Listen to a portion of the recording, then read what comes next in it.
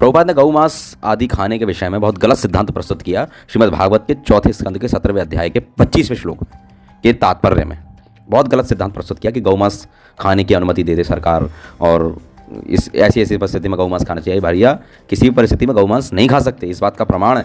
क्या कहती है कि गौमांस वाली बात पे चौथे स्कंद के 17वें अध्याय का 14वां परपर्ट है, 25वां वो तात्पर्य है। 25वें श्लोक के तात्पर्य में क्या बोल दिया? भगवान पृथु अपनी पत्नी पृथ्वी देवी, जिन्होंने गौ का रूप धारण कर रखा था, इसलिए पृथ्वी देवी अपनी पत्नी को डांटा, और डांटने में उन्होंने उनसे जो कुछ उनको कहना था उन्होंने कहा। अब उस चीज़ का आश्रय लेकर के कि भगवान पृथु अपनी पत्नी पृथ्वी देवी से ऐसा कह रहे थे, जिन्होंने गौ का रूप धारण कर रखा था। फिर आगे जाकर भी बोला कि मायागाम, जिन्होंने माया से गौ का रूप धारण कर रखा था, शक्ति से या योग शक्ति से या माया से गौ का रूप बना रखा था, इसलिए महाराज पृथु ने, जो कि पृथु भगवान हैं, भगवान के अवतार हैं, तो पालन शक्ति का विशेषकर उन्होंने कार्य किया है। तो पालन करने के लिए आए थे, तो इस कारण से पृथ्वी सबको पालन पोषण करे, अपने अंदर जो मुख्य जो फसल है वो उत्पन्न नहीं करनी थी, तो जिससे कि लोग क्या थे कि भूख से पीड़ित हो रहे थे। तो उस समय पृथु भगवान ने पृथ्वी देवी को डांटा, जब उनके पीछे जब वो उनको बोला कि मतलब तुम ऐसा मत करो, और ऐसी तुम्हारे लिए इतना करना ठीक नहीं है कि जिससे ये सब कर रही है, तो इसलिए आप पर्याप्त मात्रा में हमें अन्न प्रदान करो। अब हुआ क्या कि यहाँ पर प्रभुपाद ने क्या किया कि वो तो अपनी पत्नी को डांट रहे थे। अब भगवान की क्या स्थिति है, पृथु भगवान की क्या स्थिति है? भगवान है, और यहाँ जो पृथ्वी है उन्होंने गौ का रूप बना रखा है, और गौ का रूप बना करके वो भाग रही हैं। तो उस स्थिति में उन्होंने अपनी पत्नी को धमकाने के लिए, इसलिए पृथ्वी देवी को एक कहा जाता है, जब हम सुबह सुबह उठते हैं सो करके, तो उसमें बोला जाता है कि पृथ्वी देवी को स्पर्श करके पृथ्वी देवी को प्रणाम करना चाहिए। व्यक्ति को क्या कहना चाहिए? समुद्र वसने देवी पर्वत स्तन मंडिते विष्णु पत्नी नमस्तुभ्यम, विष्णु पत्नी नमस्तुभ्यम पाद स्पर्शम क्षमस्व में, ऐसे। तो उसमें शब्द क्या आया? हे पर्वतों के स्तन वाली देवी, पर्वत रूपी स्तनों वाली देवी, और सागर के आपके कपड़े हैं, पर्वत स्तन मंडित है, और समुद्र वसन है, आपके जो वसन है वो समुद्र है, पर्वत आपके स्तन है, और विष्णु पत्नी नमस्तुभ्यम, हे विष्णु की, भगवान की पत्नी। विष्णु भगवान की पत्नी कैसे? बोले वो वराह भगवान की पत्नी है पृथ्वी देवी, तो भगवान वराह विष्णु ही हैं। और भगवान की विष्णु की वैसे भी, क्योंकि भगवान विष्णु जब जब इन पे संकट आता है तो इनको पालन करने के लिए, इनका उद्धार करने के लिए, ऐसे पृथ्वी पे से भूभार हरण करने के लिए, भूभार हरणार्थाय, ऐसे भगवान अवतार लेते हैं। इस कारण से भी उनको पत्नी कहा जाता है। और भगवान का एक पुत्र भी हुआ था जो भौमासुर करके, है ना, भूमि के पुत्र हुआ। तो इस तरीके से भगवान विष्णु की पत्नी है, इसलिए भगवान अपनी पत्नी को डांट रहे हैं जब वो उनकी बात नहीं माननी है।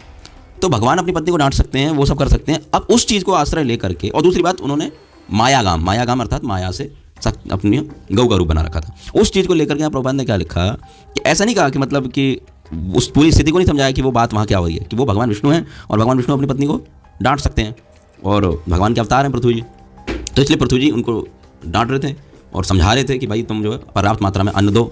अब इधर क्या हुआ, इधर प्रभुपाद ने क्या लिख दिया कि इस प्रकार यहाँ पर हमें थोड़ा सा संकेत मिलता है कि सरकार किस प्रकार गोमांस खाने की व्यवस्था करे। यहाँ पर इंगित है कि विरली परिस्थितियों में जब अन्न ना हो तो सरकार गोमांस खाने की अनुमति दे। अब कितनी गलत बात लिखी है ना।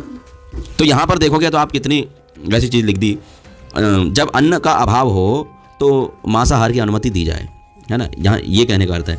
दूसरी बात नीचे क्या लिख दी, गायों तथा अन्य पशुओं को खाने के लिए पर्याप्त घास दी जानी चाहिए। गायों तथा अन्य पशुओं को खाने के लिए पर्याप्त घास दी जानी चाहिए। यदि पर्याप्त घास देने पर भी गाय दूध नहीं देती और भोजन का नितांत अभाव रहे तो सूखी दूध न देने वाली गायों को भूखी जनता का पेट भरने के लिए उपयोग में लाया जाना चाहिए। अब यहाँ कितनी गलत सिद्धांत लिख दिया, है ना। अब बोलो कि ऊपर भगवान भी तो कह रहे थे, अरे भैया भगवान कह रहे थे, भगवान अपनी पत्नी, पहली बात तो भगवान पृथु ने वैसा किया भी नहीं, और दूसरी बात वो जो उनकी पत्नी है वो पृथ्वी देवी है, और पृथ्वी देवी ने गौ का माया से रूप धारण कर रखा है। तो अपनी पत्नी को डांटना फटकारना, जब वो ऐसी अवस्था में पहुंच जाए जब उनको समझाना पड़े या धमकाना पड़े, तो वो कार्य भगवान वहाँ पर कर रहे थे और उनको समझा रहे थे, उनको धमका रहे थे कि तुम ऐसा नहीं करोगी तो ऐसा कर दूंगा, ऐसा नहीं करोगी तो ऐसा कर दूंगा। पर ऐसा कहीं वो नियम, वो ये नहीं कह रहे थे कि मैं गौ काट करके सारी जो गायें हैं जो उनको भी काट करके सारी जनता को खिलाऊंगा, नहीं, वो केवल उनके लिए ऐसा कह रहे थे, कोई सिद्धांत स्थापित नहीं कर रहे थे। और दूसरी बात, उनका आश्रय लेकर के वो ऐसा भी नहीं कह रहे थे कि मेरा ये आश्रय लेकर के जो बाकी लोग हैं तो वो ये देख लें कि भाई जो गाय दूध नहीं दे रही है और जो ये क्या कहते हैं गाय दूध नहीं दे रही है, गोमांस खाने की व्यवस्था, अन्न का अभाव है, तो उसमें क्या करें कि सारी गायों को लो और गायों को काट के खिलाओ भाई लोगों को। ऐसा थोड़ी कर रहे थे, ऐसा करने के लिए नहीं करते। पर इन्होंने यहाँ क्या किया, इन्होंने यहाँ ज़बरदस्ती ये चीज़ ठोंक दी। प्रभुपाद ने क्या किया, यहाँ पर इन्होंने उसको सिद्धांत मान करके उसको आगे लिखते चले गए। गायों तथा अन्य पशुओं को खाने के लिए घास दी जानी चाहिए, मतलब गायों और अन्य पशुओं को एक ही कोठी में रख दिया, पहली बात ये। दूसरी बात, उनको पर्याप्त मात्रा में घास दी जानी चाहिए। अगर वो घास खाते हैं और तब भी वो दूध ना दें भोजन का नितांत अभाव रहे तो सूखी दूध न देने वाली गायों को भूखी जनता का पेट भरने के लिए उपयोग में लाया जाना चाहिए। अब लोगों को ये है कि यार ये लिख दिया तो क्या हो गया, अरे लिख दिया तो क्या हो गया, गाय जिसका तन मन और आदि आदि यदि देखोगे सब चीज़ के लिए वो शुद्ध रूप से आवश्यकता भी है एक तो समाज की, जिसके लिए आज इतने बड़े बड़े आंदोलन चल रहे हैं, सारी चीज़ें चल रही हैं। गऊ को इसलिए नॉर्मल लोग भी आगे आप जाके पूछोगे तो गऊ माता बोलते हैं, कोई गाय माता बोलता है, गऊ माता बोलता है, गो माता बोल देते हैं, जो भी जिस प्रकार से। और दूसरी बात, जिनकी वेदों में इतनी महिमा है, वेद में क्या कहा गया, आज्ञा अर्थात गाय का वध नहीं करना चाहिए।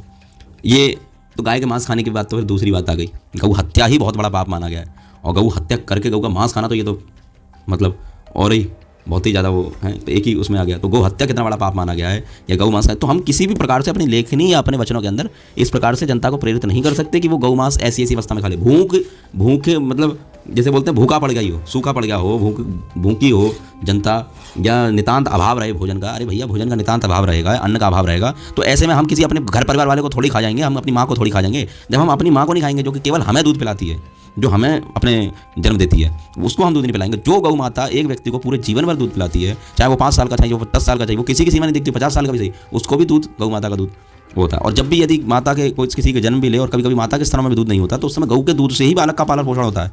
तो इसलिए गावो विश्वस्य मातरा, जिसको कि वेदों ने शास्त्रों ने क्या कहा कि गाय तो विश्व की माता है, और बिना गाय के घृत के देवता प्रसन्न नहीं होते, भगवान प्रसन्न नहीं होते। भगवान के पंचगव्य, गाय के पंचगव्य के द्वारा भगवान की आराधना, पूजा, सेवा आदि के लिए व्यक्ति को, मनुष्य को स्वयं के कितने न जाने जन्म जन्मांतर के पाप आदि नष्ट करने के लिए भी गऊ की कितनी उपयोगिता है, गऊ सेवा का कितना महत्व है। जहाँ श्रीमद् भागवतम की बात आई, वहाँ गऊ के लिए धेनु नाम सेवनम समम, कि धेनु की सेवा करना, श्रीमद् भागवत का पाठ करना, तुलसी जी की सेवा करना, भगवान आदित्य सूर्य नारायण की, द्वादश आदित्य भगवान सूर्य नारायण की उपासना करना, और द्वादश अक्षर मंत्र जो कि नमो भगवते वासुदेव, तो ये द्वादश अक्षर मंत्र आदि हैं और गायत्री है, इन सबको बोला ये समान स्तर पे माने जाते हैं श्रीमद् भागवतम।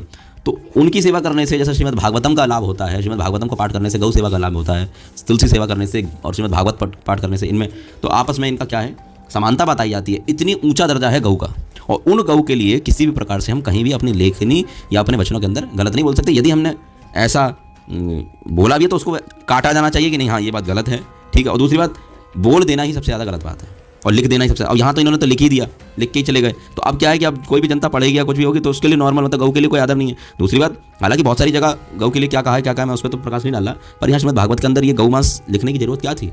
और एक जगह और भी कॉन्वर्सेशन इसमें कि बोला कि गऊ मर जाए तो उसके बाद उसके जो चमड़ा है उसके जूते बना लो, बेल्ट बना लो, और ना जाने क्या क्या, कि उसको उपयोग में लाया जाना चाहिए। और इनके एक शिष्य ने किया भी था, तो उसमें फिर ज़्यादा कोई प्रकाश नहीं किया। तो वहाँ कन्वर्सेशन है, वो मेरे पास पड़ी है, किसी और दिन बात करूँगा।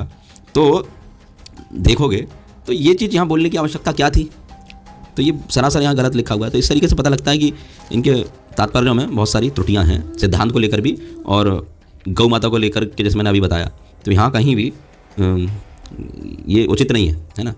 और जबकि वो गऊ आगे भगवान ने जबकि बोला भी है ये चीज़, क्या बोला भगवान ने कि तुमने गाय का रूप धारण तो कर रखा है ना, और गाय का रूप धारण कर रखा है, तो इसलिए फिर बाद में जब भगवान ने समझाया तो फिर बाद में उन्होंने मान भी गई, और भगवान ने उनको जब थोड़ा डांटा तो वो क्या था कि वो भगवान अपनी पत्नी से कह सकते हैं, पर हम यहाँ उस चीज़ का आश्रय लेकर के हम सोचेंगे कि संसार के अंदर फिर आप जितनी गायें हैं तो फिर आप क्या करो, भगवान ने वहाँ ऐसा बोला था। तो ये सरासर मूर्खता होगी कि वहाँ जो एक संदर्भित बात कही गई, संदर्भ के रहते हुए कोई बात कही गई, व्यक्ति विशेष के उस समय क्या स्थिति परिस्थिति थी उसको देख करके वहाँ वो बात कही गई। परंतु यहाँ पर ये क्या है कि यहाँ पर हम ये नियम ही लागू कर देंगे यदि ऐसा, और यहाँ ऐसे ऐसे वाक्य हमारे द्वारा कह दिए जाएँ। भगवान तो उनकी पत्नी उनके लिए कुछ भी कह सकते हैं, कुछ भी कर सकते हैं, परंतु यहाँ हम उस चीज़ का आश्रय लेकर के हम जनता को और ना ही स्वयं को बढ़ावा नहीं दे सकते हैं। ये इस पर हमें प्रकाश डालना चाहिए। इस प्रकार से प्रभुपाद के तात्पर्यों में बहुत जगह त्रुटियाँ हैं, तात्पर्य में भी हैं, ट्रांसलेशंस में भी हैं, बहुत जगह कहीं बहुत देखने पे पता चलता है।